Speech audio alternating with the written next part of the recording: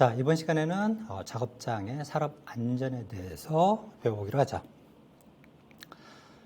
자, 작업장이라고 하는 것은 우리가 흔히 일을 하는 워크스테이션을 의미하지.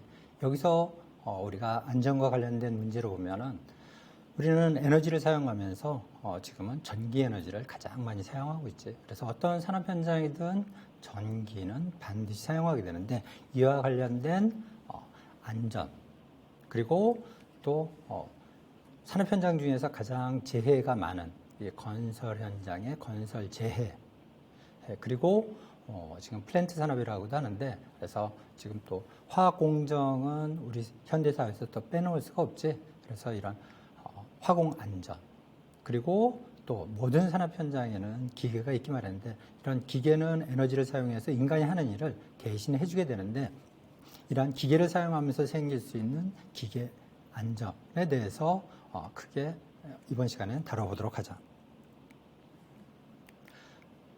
자, 그러면 전기 안전에 대해서는 이 전기를 취급하다 생기는 사고, 이런 전기 사고에서 발생하는 재해를 우리가 전기 재해라고 하는데, 전기 재해는 이 감전 재해, 이 전기가 우리 인체에 접촉이 되게 되면 우리는 감전 사고로 발생하게 되지. 그리고 이로 인해서 전기로 인한 화재, 그리고 또 이 화재 동반해서 발생하는 폭발 사고 같은 것, 혹은 이 전기로 인해서 발생하는 오작동, 혹은 설비의 오동작, 이로 인해서 생길 수 있는 사고, 그로 인해서 발생하는 재해, 이러한 것들이 전기재해라고 할 수가 있어. 우선 그 중에서 가장 많이 빈번하게 발생하는 감전재해는 이 차지하는 비율 자체는 낮다고는 하지만은 이로 인해서 생기는 인체에 미치는 영향이 어떻게 보면 가장 전기 사고 중에서 가장 크다고 할 수가 있지. 그래서 이거는 이 전기로 인해서 우리 여러 가지 신체 기능 이러한 것들이 손실되거나 손상을 입는 심각한 사고로 이어질 수가 있다는 것. 그래서 전기재해의 특징은 우선 전기라는 것이 눈에 보이지 않는다는 것. 그렇기 때문에 그런 위험을 감지하기가 쉽지 않다는 특성을 갖고 있어. 그리고 이 전기재해가 차지하는 비중은 적다 하지만 이 치사율 혹은 인간의 목숨을 해치는 이러한 그로 인해서 생기는 사망률은 가장 크다는 것.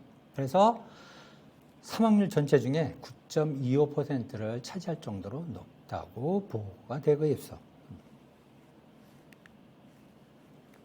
자, 그래서 이러한 전기 재해의 종류를 보면 크게 이 전기에 의한 우리는 통상적으로 전기는 이제 직류보다는 교류에 의한 감전에 의한 사고가 많이 발생하게 되는데 그래서 이때 전기적인 충격을 받게 되는 것은 전격이라고 하는데 이 전격에 의한 혹은 손상은 일단 이 쇼크에 의해서 사망하는 경우도 있고 혹은 이것이 우리 심실세동에 의해 갖고 우리는 심장이 박동을 하게 되는데 그래서 심장 정지를 일으킨다든지 하는 것 혹은 이 전기가 통전이 되게 되면 우리 근육이 수축하게 되는데 그로 인해서 호흡 순환기계에 영향을 미쳐서 호흡이 정지된다든지 혹은 질식을 하게 된다든지 하는 재해를 일으키게 되고 또 이 전류에 의해서 발열작용이 생기게 되면 체온이 상승하게 돼서 체온이 우리는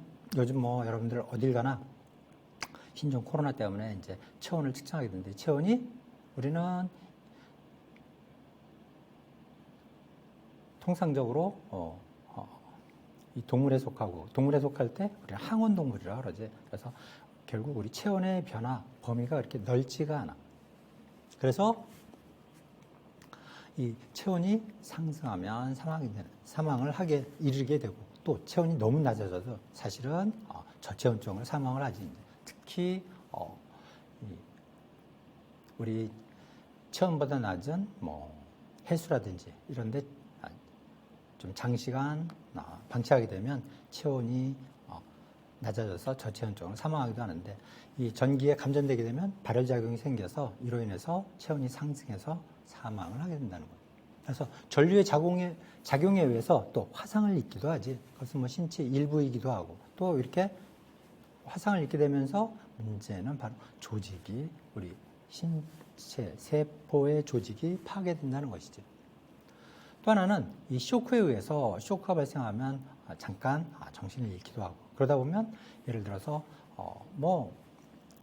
이 낮은 곳에서는 괜찮지만 높은 장소 뭐 이런 곳에 있다가 추락을 한다든지 하게 되면 또 그로 인해서 상해를 입는다든지 하게 되는 경우도 발생하게 되죠. 전도 같은 경우도 넘어지게 되면 어떻게 돼? 우리가 보통 쇼크가 아닌 어느 정도 의식이 있는 상태에 넘어지면은 통상적으로 손을 짚는다든지 신체의 다른 면이 먼저 접촉을 해서 괜찮은데 이런 쇼크로 넘어질 때는 어떻게 돼? 바로 머리가 제일 먼저 부딪히게 되지. 정신을 잃은 상태에 넘어질 때는 그대로 우리가 막대기가 넘어지는데 그럴 때는 이 우리 두부 이쪽이 상당히 신체 중에서 비중이 상당히 높지. 그러다 보면 바로 머리가 손상을 입게 되는. 또 이 아크의 복사열 등에 의한 화상도 입을 수가 있고 또 전기로 인해서 바로 화재로 이어질 수가 있다는 것이지. 그래서 이 전자기기라든지 전기기기 이러한 것들을 사용하는 데 있어서 부주의에 의해서 이것이 화재로 이어지는 발화가 된다든지 또 전기 설비 이러한 것들이 전선 이런 것들이 단락이 된다든지 이것이 소손이 된다든지 하는 것에 의해서 발화를 일으킬 수 있게 되지. 또 이런 전기 설비나 이런 곳에서 바로 이 누전에 의해서 이러한 것들이 또 발화로 이어지기도 하지. 특히 이제 이런 누전이 되는 경우, 이런 경우에 보통 이제 통상적으로는 거기에 먼지 이런 것만 쌓여 있어도 그런 것들에 의해서 발화를 일으키기도 하고 또 전기 우리는 보통 이제 스파크가 일어난다고 하는 그런 불꽃에 의해서도 화재나 거기에 또 위에 연소하기 쉬운 가스 같은 것이 있다면 폭발로 이어지게 되죠. 또 전기시설 설비가 손괴가 된다든지 혹은 기능이 일시 정지가 된다든지 하는 이러한 재해도 발생할 수 있고 그다음에 이러한 것들이 또 발생할 수 있는 것은 전기에 의하면 또 전기가 통전이 되면 전자파 같은 것이 발생하게 되는데 이런 전자파에 의해서 여러 가지 장애 혹은 2차 재해가 발생하기도 한다는 것. 또 그 밖에도 이러한 통전 외에도 정전기, 특히 이제 건조할 때, 그럴 때 이제 정전기가 많이 발생하게 되는데, 그때 우리가 정전기가 조금만 발생해도 어떻게 되면 우리가 상당히 불쾌감을 느끼게 되지. 그래서 그것은 이제 보통 전격이라고 하는데 이런 것에 의한 불쾌감, 혹은 이 감전 쇼크로 인해서 2차 재해가 발생할 수 있다는 것. 또 이 정전기에 의해서도 화재, 폭발 이러한 것들이 발생할 수도 있죠. 그래서 여러분들이 산업 현장 가지 않더라도 자동차에 급유를 하기 위해서 주유소 같은 데 들어가면 겨울철 같은 데 특히 건조하기 때문에 이럴 때 정전기 패드에 손을 대고 주유를 하도록 한다든지. 왜? 통상적으로 휘발유를 급유를 많이 하게 되는데 휘발유는 휘발성도 강하고 그러면서 그때 가스가 나오는데 이때 정전기 같은 것에 의해서 이것이 바로 인화가 될 수가 있기 때문이지. 그래서 이러한 정전기에 의해서도 이 방전 불꽃이 생겨서 이로 인해서 이것이 점화가 돼서 화재 또는 폭발 이런 것들을 이어질 수가 있다는 것. 혹은 이런 정전기에 의해서 또 설비의 기능이 저하할 수가 있지. 그래서 마찬가지 전기재에서도 전기 설비의 손괴 혹은 기능 일시 정지 이런 것들을 이야기하는데 갑자기 작동하던 기계 설비 이러한 것들이 작동을 멈춘다든지 하면 이러한 것들이 사고로 이어지는 경우가 상당히 많지. 그래서 혹은 오작동이 된다든지 하는 경우도 있고 또 그 밖에 전기재의 한 종류라고도 볼 수 있는데 이제 낙내재해 같은 것 이런 것들은 감전, 뇌절로 인한 실신 또 사망에 이를 수도 있고 또 이러한 낙내로 인해서 그것이 화재로 이어질 수도 있지. 혹은 사용하는 설비 이런 것들에 그대로 낙내가 이어지면 전기 설비가 혹은 이러한 물체가 혹은 파괴되거나 할 수도 있는 이러한 것들이 전부 전기재해에 관련된 재해라고 할 수가 있어. 자, 이 전기안전에 있어서 또 특히 이 고전압사고 혹은 저전압사고가 있는데 고전압사고 같은 경우는 이제 전기를 취급하는 사람들에게 발생하기가 쉽지. 그리고 저전압사고는 결국 일반적으로 사용하는 설비에 사용하는 것은 그렇게 전압이 높지 않은데 그런 것들은 일반 작업자가 설비를 취급하다가 생기는 발생할 수 있는 사고라고 할 수가 있어. 어쨌든 이 전기재해는 조금 전에 도표에서도 본 것처럼 우선 전기재해 그리고 정전기재해, 낙뢰재해로 볼 수가 있는데 전기재해는 감전 또 거기로 인해서 신체에 입는 화상 혹은 이것이 폭발이나 화재로 이어지는 화재 또 혹은 설비 손괴로 이어질 수가 있다는 것. 그래서 정전기재해는 정전기로 인한 전격이라든지 또 그로 인해서 점화돼서 발생하는 화재 폭발 혹은 설비의 손괴 혹은 기능 저하를 들 수가 있고 낙뢰재해도 그로 인한 사람에게는 감전 또 시설이나 설비에는 파괴나 화재 등으로 이어질 수가 있다는 것. 그래서 이런 전기재해 분류에 대해서는 기사시험 같은 데도 나오고 또 여러분들 입사시험 적성검사할 때 이런 문제도 나올 수가 있으니까 항상 잘 알아두도록.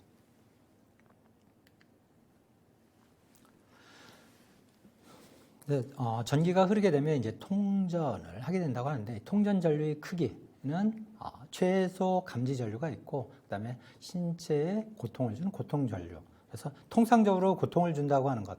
우리는 통각에 의해서 이제 통증을 느끼게 되는데 통각이라는 것이 따로 있는 것이 아니고 우리가 받아들이는 여러 가지 감각 기관의 에너지 뭐 이러한 것들은 결국 물리적인 것들이 되는데 이러한 것들이 여러분들 인간공학 시간에 배운 것처럼 어떤 역치값, 스레스홀드 값을 넘는 역치값을 넘는 것이 초과되는 것들 이러한 것들은 결국 그 에너지가 크게 되면 결국 우리 이 감각기관의 통증을 느끼게 되지. 그러한 것들이 바로 그렇게 되는 전류가 바로 고통전류라고 할 수가 있어. 그러니까 과다하게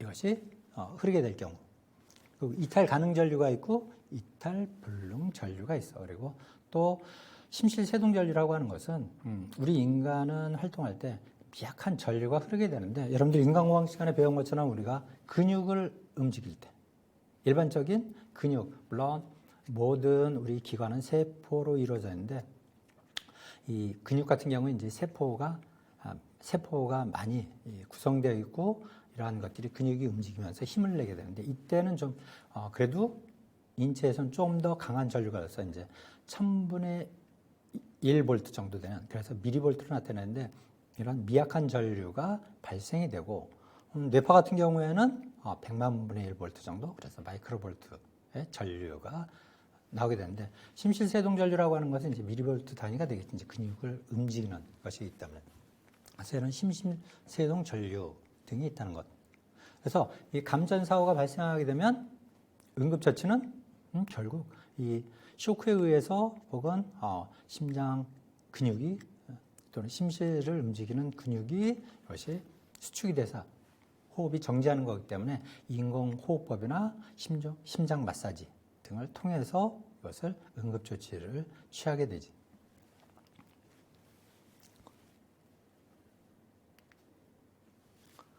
그래서 조금 전에 얘기했던 각각의 통전 전류에 의해서 인체에 미치는 영향은 결국 최소 감지 전류라고 하는 것은 약간 짜릿함을 느끼는 정도.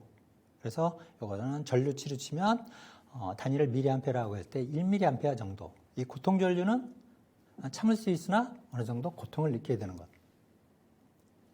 그래서 여러분들이 예를 들어서 뭐 요즘은 그래도 그런 게 별로 없는데 뭐 어느 정도 안전하게 전부 소켓이나 이런 것들이 있는데 이러한 것들이 단락이 되어 있다든지 하는 것을 살짝 만지게 되면 그래서 220V 정도의 교류가 흐르게 되는데 통상 이러한 것들은 보통 10mA 이 정도가 돼서 상당히 고통을 느끼는 정도가 되지. 그래서 이탈 가능 전류는 참을 수 없을 정도로 고통을 느끼게 되는 거. 그래서 10에서 15mA. 이탈 불능 전류는 근육의 수축이 격렬하게 발생하는 것. 이런 것이 이탈 불능 전류라고 할 수가 있지.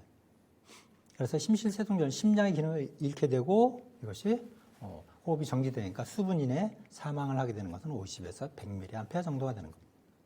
그래서 전압은 종류를 배우려면 저압, 고압, 특별고압으로 나누는데 이것은 직류와 교류에 따라서는 뭐 이와 같이 분류가 된다 하는 것 정도만 알고 있으면 될 것 같아요.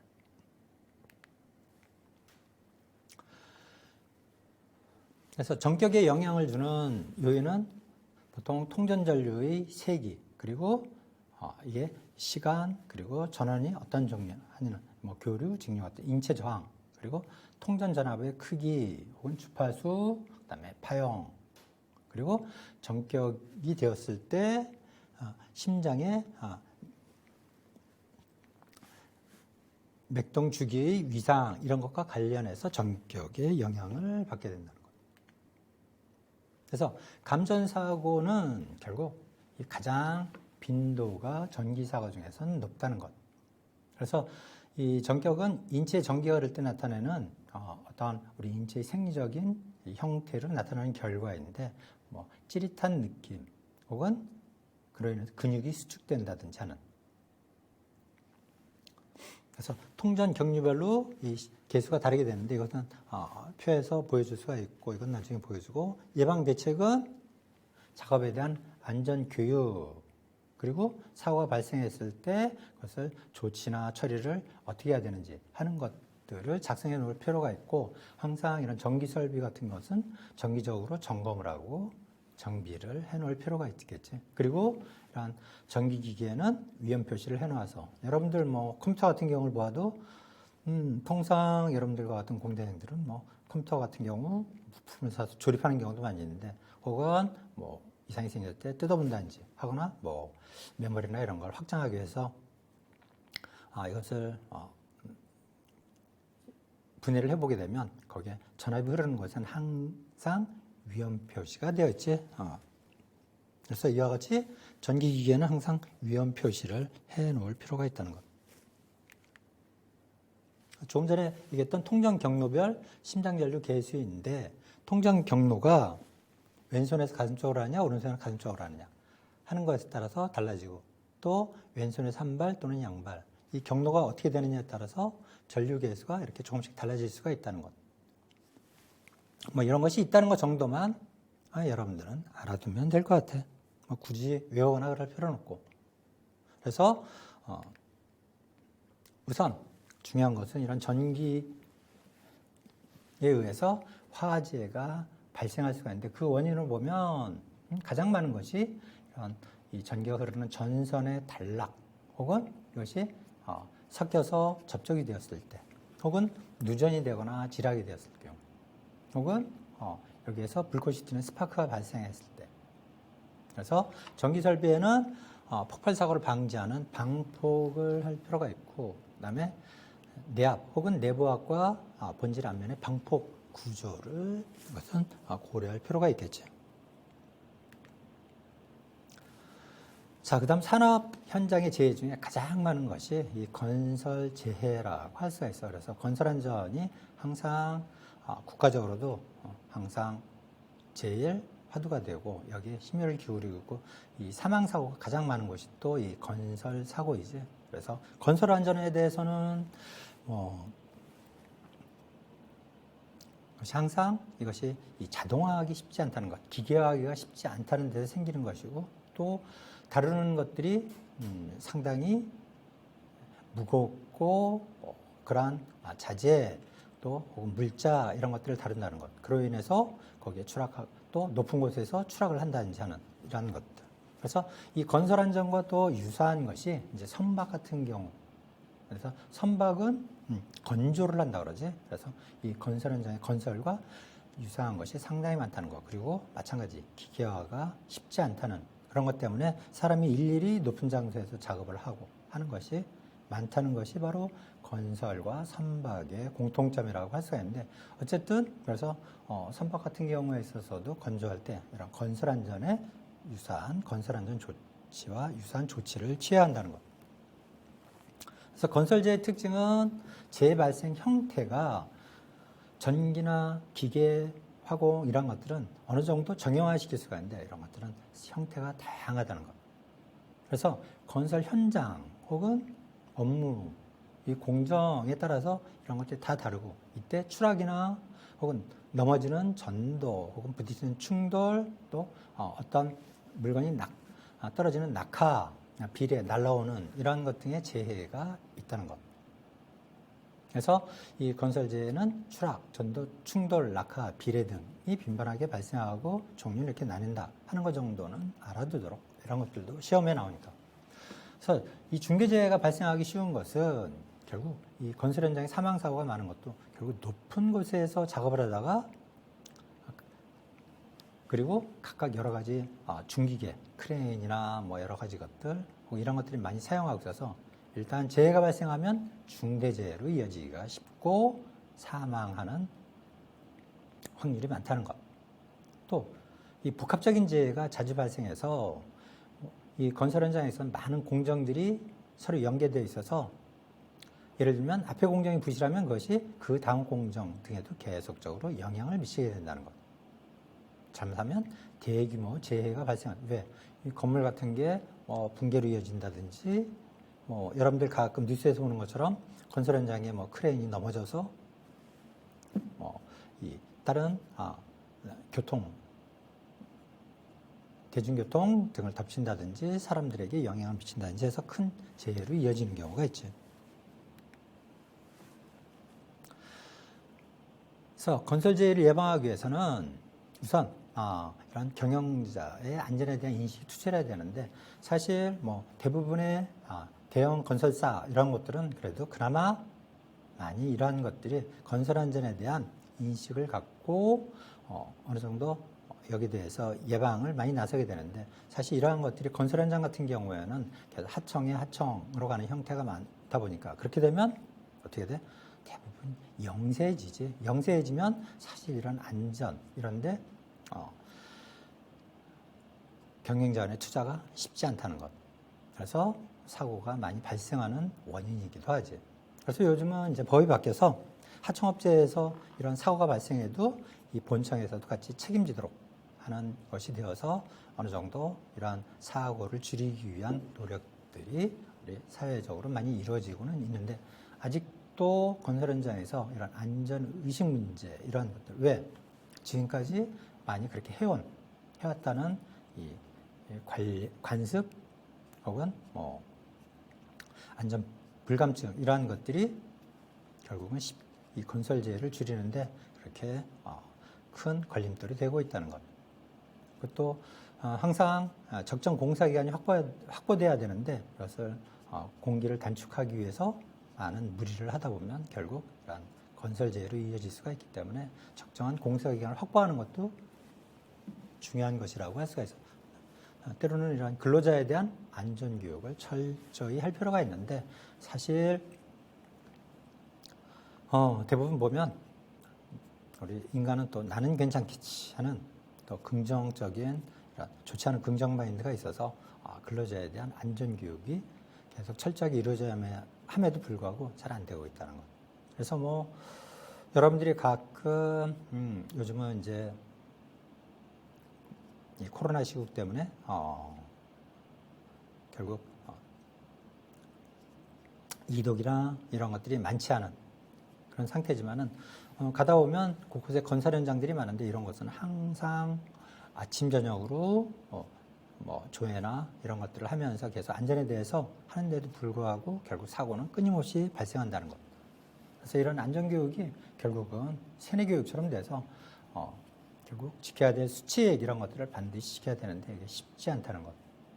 그러니까 예를 들면 이 수칙이라는 것이 있어도 이러한 것들이 결국 그때그때 잘 안 지켜지는 경우가 많지. 예를 들면 여러분들이 이제 좀 어느 정도 크고 나서는 어렸을 때 이제 보통 제일 먼저 접하는 이동수단이 이제 자전거 같은 경우인데, 자전거를 타기 위해서 우리 어린이들한테 지켜야 될 안전수칙에서 이제 많이 홍보를 하고 학교에서도 교육을 하는 것은, 안전수칙이 보통 자전거 탈 때 지켜야 될 안전수칙이 보니까 한 24가지 정도가 되는데 결국 대부분 잘 안 지키게 되지.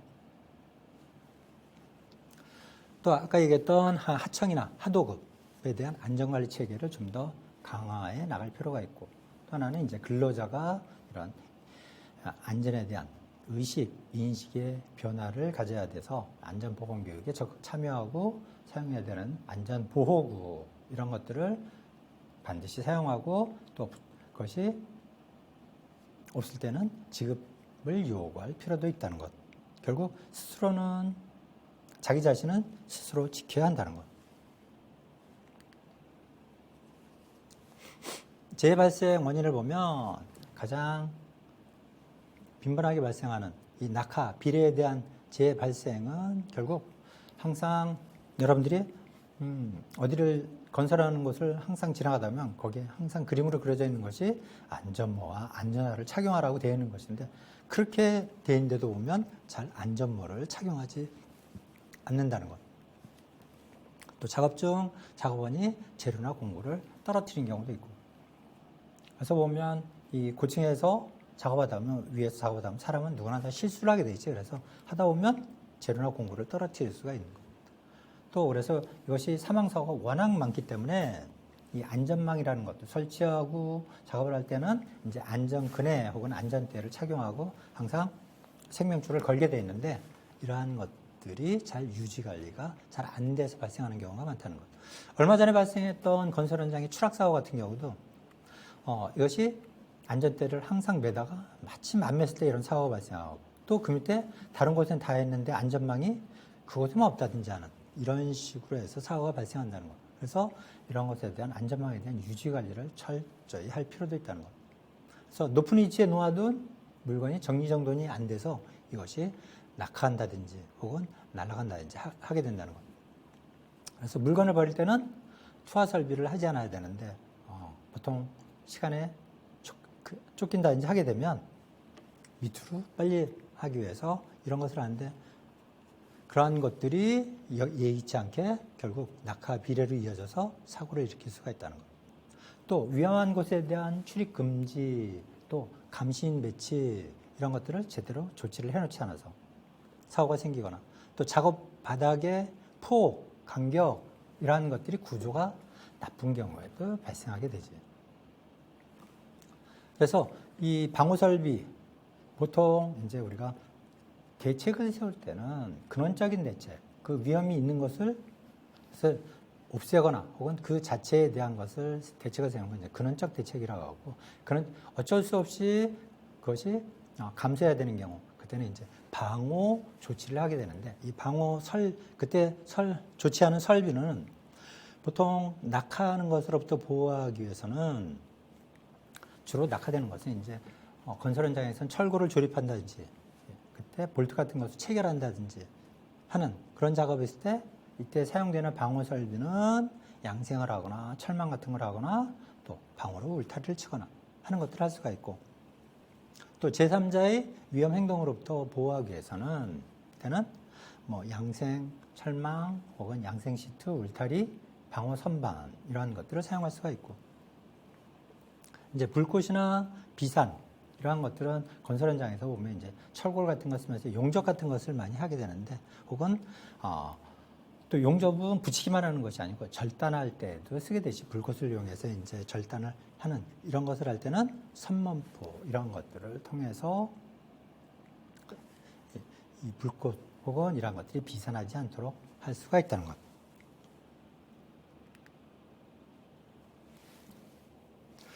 이 재해 발생 요인별로 세울 수 있는 안전 대책은 크게 기술적인 것과 교육적인 것, 그리고 관리적으로 할 수 있는 대책 해서 크게 세 가지로 재해 발생 요인에 대해서 대책을 세울 수가 있는데, 우선 이 건설 재해에서 보면은 건설 재해의 종류는 이 낙하 혹은 비례라고 하는 것은 날라오는 것이지. 그래서 다른 개수에서 날아오는 물건 또는 위에서 떨어지는 물건 등이 작업자에게 부딪혀서 발생하는 산업재해, 특히 우리 머리에 부딪히기만 큰 신체 손상을 입히게 되지. 그래서 항상 이 건설 현장 혹은 이런 곳 작업 현장 등에서는 반드시 헬멧을 착용하도록 하고 있지.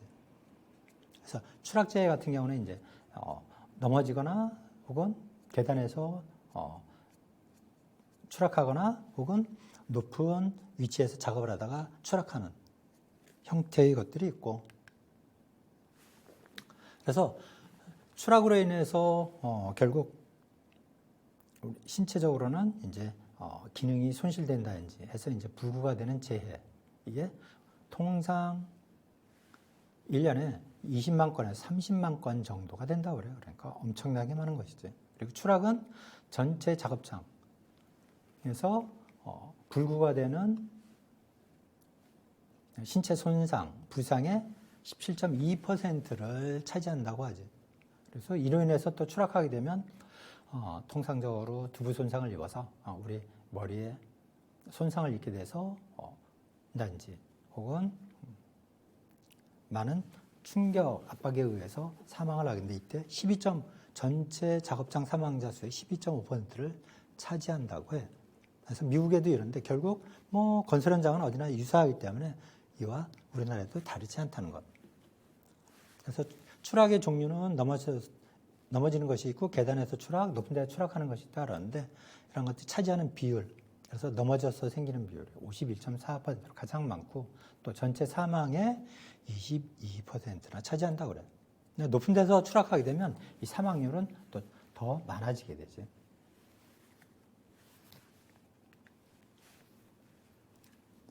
그래서 추락재해가 발생하는 원인은 높은 위치에서 작업하다 추락하는 경우, 혹은 높은 위치에서 좀 전에 그런 재해 원인에 의해서 떨어지는 경우. 그다음에 계급부라고 하는 것은 우리가 어떤 공간에서 이동하기 위해서 열려 있는 부분인데, 이런 계급부나 작업대 끝에서 추락하는 것도 있고, 이제 비계라고 하는 것은 건설 현장에서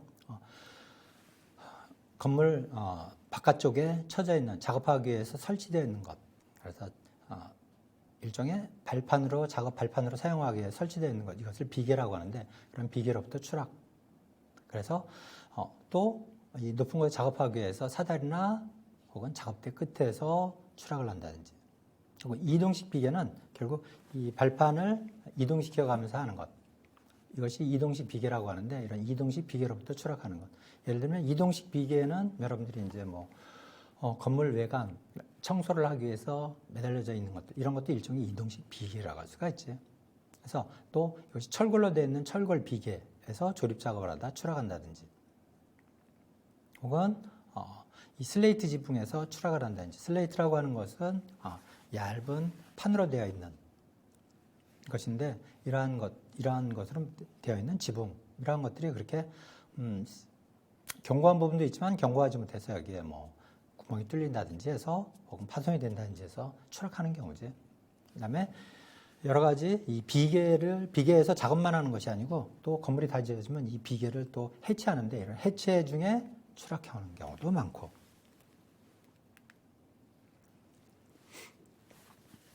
이 전도는 넘어지는 것은 이제 전도라고 하는데, 전도, 넘어지거나 미끄러지거나 발을 헛디는 것. 그래서 보면 미끄러짐은 결국 우리가 착용하는 신발 혹은 작업화 바닥하고 잡아당기는, 그러니까 마찰력이 적어서 힘을 잃어서 미끄러지는 경우지. 그러니까 여러분들이 겨울철에 얼어있는 것, 이러한 것들은 결국 이 바닥하고 여러분들이 착용하는 신발하고 결국 이 마찰이 적어짐으로 해서 미끄러지는 경우지. 헛디는 경우는 이제 헛디듬으로 해서 몸의 평형을 잃어버리는 것이지. 예를 들면 계단 끝 같은 데서 흔히 계단에 다 내려가는 줄 아는데, 그것이 헛디게 되면서 이제 몸의 이 평형, 균형을 잊어버려서 보통 헛디디면서 이 전도, 이런 것이 많이 발생하되지. 그래서 마찰 계수는 정적일 때는 0.5이 되고, 또 동적 마찰 계수는 이것이 좀 더 높아야 되겠지. 자, 이번 시간은 이렇게 전기안전, 건설안전에 대해서 다루고, 좀 쉬었다가 2차 시에서 화공안전, 기계안전에서 다루도록 하자.